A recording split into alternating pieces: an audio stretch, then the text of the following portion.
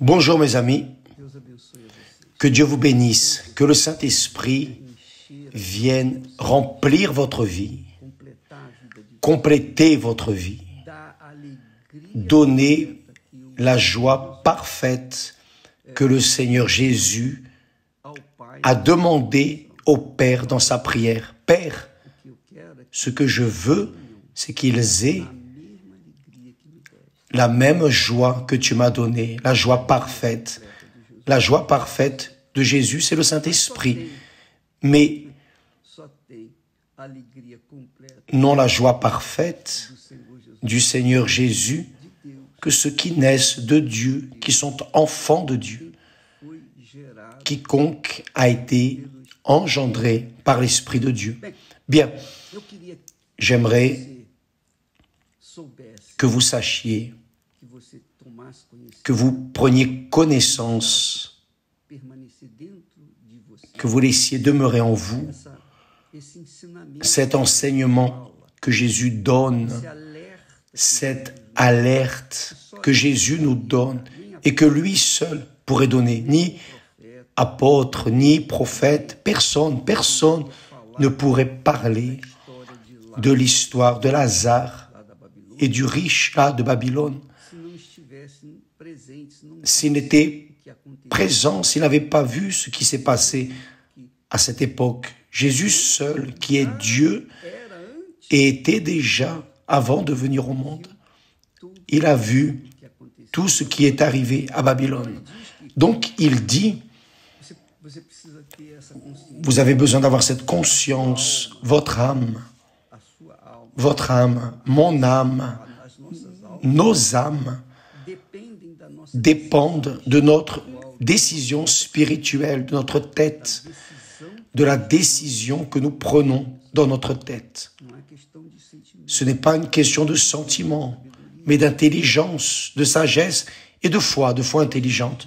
Donc Jésus dit que lorsque le pauvre est mort, lorsque le pauvre Lazare est mort, il fut porté par les anges dans le sein d'Abraham. C'est écrit ici. Luc, chapitre 16, verset 22. Le pauvre mourut et il fut porté par les anges dans le sein d'Abraham. C'est-à-dire, il est mort et a été emmené. Qu'est-ce qui a été emmené? L'âme. Parce que là, le corps du pauvre a été enseveli, mais son âme est restée vivante. Votre âme reste vivante pour le reste de l'éternité. Elle ne mourra jamais. C'est le pourquoi de la question. Donc, nous devons prendre soin de cet être qui est en nous, qui vivra pour toute l'éternité, ou avec Dieu, ou avec le diable, mais va vivre. Et c'est nous qui faisons notre choix. Et cela est bien, et cela vaut même la peine de dire que lorsque Dieu a créé Lucifer qui est devenu Satan, il était parfait, absolument parfait. Il vivait dans les cieux. Il était l'ange principal dans les cieux.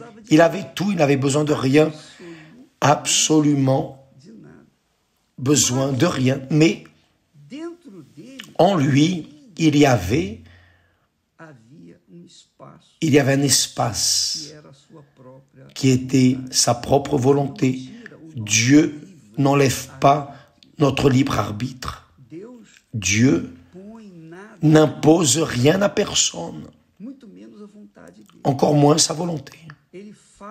Il parle, il enseigne, il oriente, et chacun prend sa décision en accord avec l'obéissance à la parole de Dieu ou non. Si la personne obéit, elle est servante. Si elle n'obéit pas, elle n'est pas servante. Donc, Lucifer, comme il était complet, parfait, il a désiré, voyez, librement, il a convoité d'être semblable à Dieu. Il a cessé d'être plein de lumière pour devenir Satan, l'accusateur.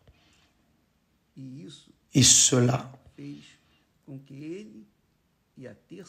a fait que lui et le tiers des anges qui l'ont suivi ont été lancés en dehors du ciel et sont venus ici, sur terre.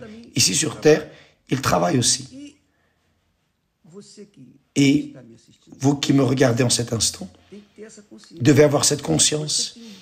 Vous avez le libre arbitre. Dieu vous a donné l'esprit pour décider ce qui est le mieux pour votre vie. Et si vous suivez l'orientation, si votre esprit suit l'orientation de votre cœur, vous allez en enfer. Mais si votre esprit, qui est votre tête, qui est votre intelligence, votre raison, si votre esprit obéit à la parole de Dieu, votre âme sera sauvée parce qu'elle va se soumettre à la volonté de Dieu et non à la volonté, à votre propre volonté. Donc, dans le cas du pauvre qui est mort et a été porté par les anges au ciel, je répète, nous avons dit cela hier, il n'est pas allé au ciel, il n'est pas allé dans le sein d'Abraham parce qu'il était pauvre mendiant et qu'il avait beaucoup souffert sur terre. Non, rien de tout cela. Une chose n'a rien à voir avec l'autre. Vous pouvez être pauvre mendiant, beaucoup souffrir et aussi aller en enfer. Vous pouvez être d'un autre côté très riche et aller au ciel. Cela ne dépend que de faire le bon choix. Le mendiant, Lazare, conservait en lui la foi qu'un jour, il serait avec Abraham, proche de Dieu. Il avait cette foi. La même chose qui se passe avec les chrétiens, les véritables chrétiens.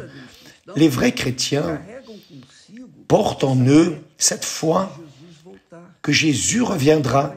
Il va revenir et venir les chercher son Église. Et si Jésus ne vient pas nous chercher à notre époque, alors nous irons à sa rencontre. Donc, il n'y a pas d'autre issue. Ou il vient nous chercher avant notre mort, ou alors nous allons passer vers l'autre vie à sa rencontre. Mais cette foi, cette conviction est quelque chose de personnel. Je ne peux pas vous la donner. Et personne ne peut le faire. C'est vous qui devez prendre la décision. Lorsque vous naissez du Saint-Esprit, Lazare n'est pas né du Saint-Esprit. Même ainsi, il a conservé sa foi. Job n'avait ni même connaissance personnelle de Dieu. Il avait entendu parler de Dieu. Même ainsi, il a été fidèle jusqu'à la fin, même étant tenté au maximum par le diable. Abraham, c'est la même chose. Il n'est pas né de Dieu.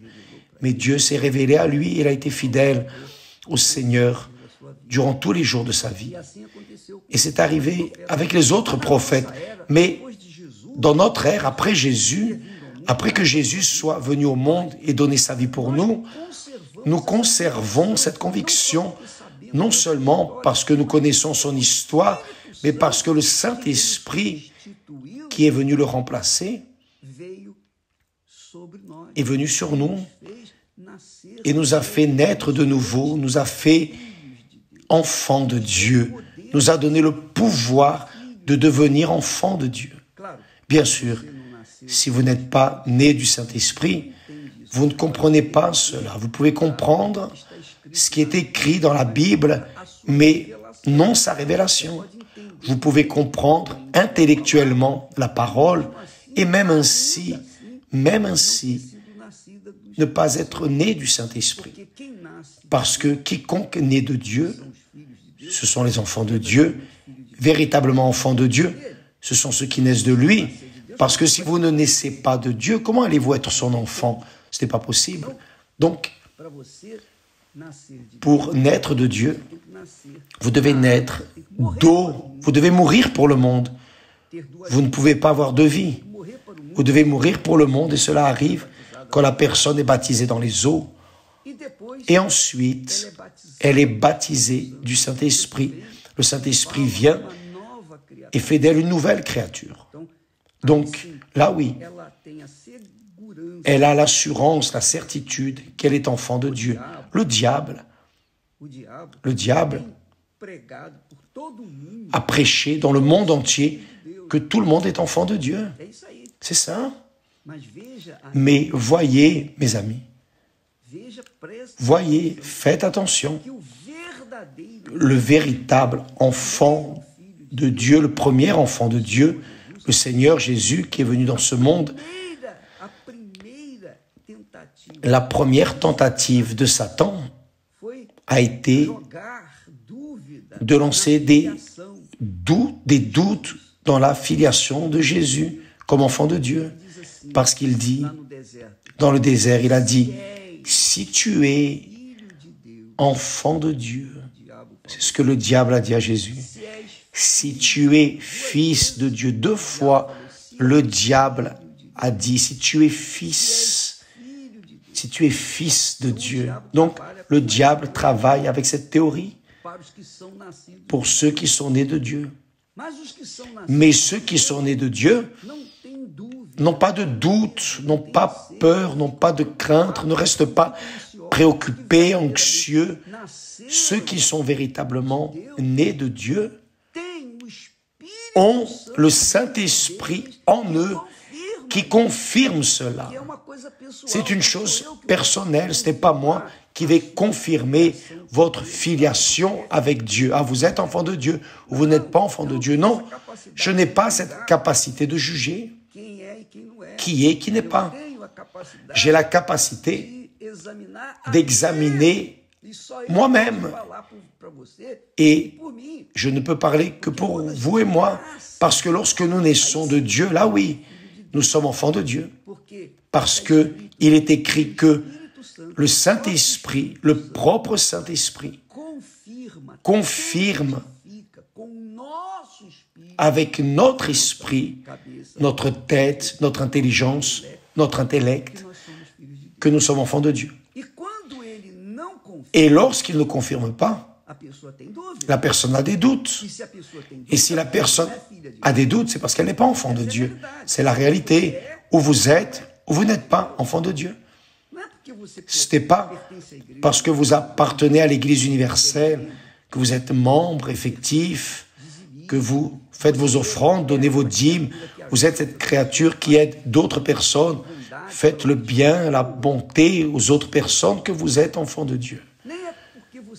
Ce n'est ni même parce que vous êtes pasteur ou évêque ou quoi que ce soit. Ce n'est pas ça qui nous fait être enfants de Dieu. Ce qui nous fait être enfants de Dieu, c'est être né de Dieu. Tout comme vous qui êtes mère, vous avez engendré un enfant, vous pouvez dire, c'est ma fille, c'est mon fils. N'est-ce pas? Ce n'est pas ainsi. Donc, le père et la mère connaissent véritablement leurs enfants et les enfants connaissent véritablement leurs parents, bien sûr. Bien sûr, beaucoup d'enfants sont lancés dans ce monde et les parents disparaissent.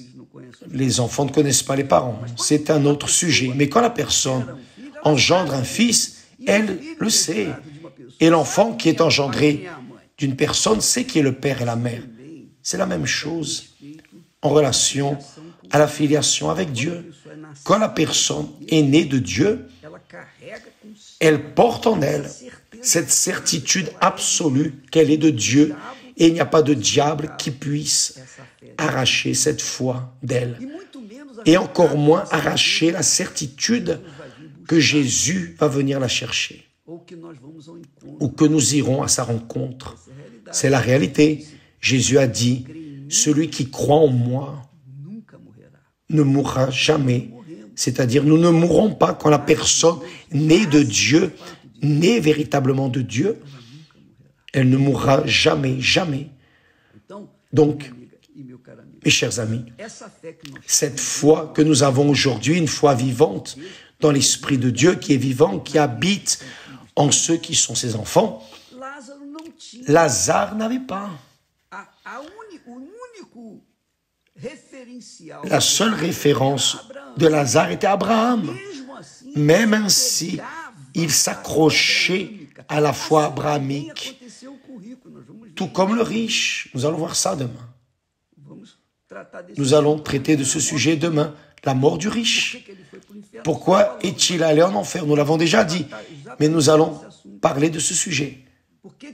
Pourquoi est-ce que si bien le Lazare, que le riche et Lazare, aussi bien le riche que Lazare, ont clamé vers Abraham, ou plutôt ont eu une relation avec Abraham. Ici, dans ce texte, il est dit que le pauvre mourut et fut porté par les anges, c'est-à-dire les anges ont conduit l'âme de Lazare dans le sein d'Abraham, précisément où était Abraham, là où il se trouvait avec Dieu. Maintenant, le riche, nous allons voir demain, il a clamé Abraham et l'a appelé père. Abraham n'était pas son père. S'il l'était, alors il serait avec le pauvre Lazare au ciel. Donc, mes amis, j'ai dit cela avant-hier, qu'il existe les descendants d'Abraham et les enfants d'Abraham. En d'autres mots, il existe les descendants de Jésus, de la foi chrétienne. Mais il existe les enfants de Dieu à travers le Seigneur Jésus-Christ. Nous allons parler plus à ce sujet demain. Mais n'oubliez pas, lorsque nous mourrons, ou si nous ne mourrons pas, lorsque Jésus viendra nous chercher, nous irons avec lui, évidemment. Mais s'il